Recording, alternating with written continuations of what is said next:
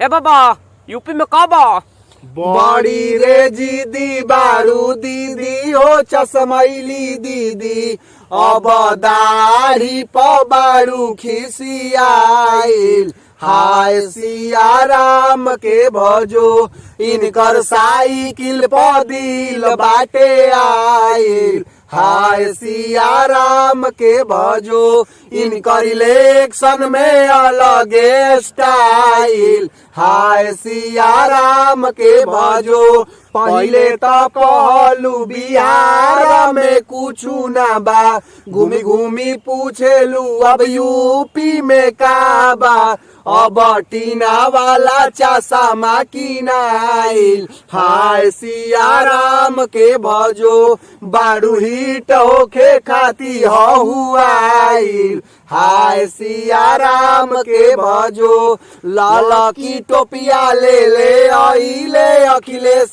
रसिया हाथवा में फूल ले आइले रवि किशन रसिया तुम तो टोपिए पाबारू बिछिलाइल हाय सिया राम के भजो बारू फूलावा प फूल गारा माइल हाय सिया राम के भजो।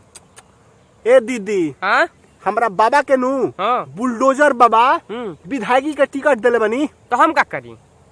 अरे तो तनी प्रचार कर दा हमरा बाबा के। ना ना उ कुल काम ना होई, प्रचार करे खातिर दाम लगी दाम है, फ्री में का करम हम? अब दाम लेबे लगलू तू तो दाम ना ले तो हमार कैसे धर्म कर्म चली? कबो हमारे यूपी कबो बिहार करे के नहीं यहाँ पर खर्चा बा।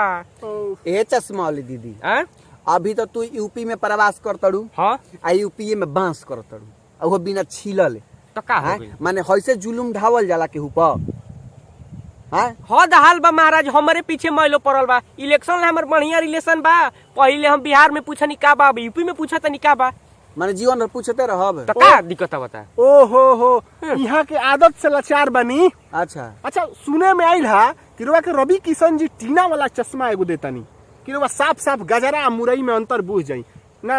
देखी हमारा ये सब ना बुझाला, काहे? सीधा हम कह देतनी गाजर मुरई सब कहाँ से महाराज सब रवा सब बात सुननी है जो कहतनी। अहो हाँ? ई तार प्रचार ना करी है। प्रचार ना करब हमार ना पैसा लगी पैसा बा। अच्छा विधायकी के चुनाव लड़ब के लड़ब टिकट मिल जाई तो वही खातिर हाथ में रगरौल खेला तनी हम ऊपर उठे की कोशिश करतनी, मिली तो केकरा राम ना भावे ले के ना सेजी पसूत के पराठा भुजिया खाइल चाहेला। वाह वाह वाह वाह दीदी तो देखा अगला बार MVS फिल्म्स हमनी के भोजपुरिया जवान के भी विधायक कोई को लड़ी है लड़ा दिया वही में से एगो टिकट रउरो को दे दिया। ठीक है बता, हम उस साइकिल के कह देतनी हम तुम्हारे हैं सनम, हाँ। अब फूल के कह देतनी हम आपके कौन है। अरे बाप रे बाप दीदी अगला बार मिलते हैं आपसे, टिकट देंगे आपको फ्री ऑफ कॉस्ट में, लेकिन तनी से प्रचार दो लाइन हमारा बारे में गा दीजिएगा।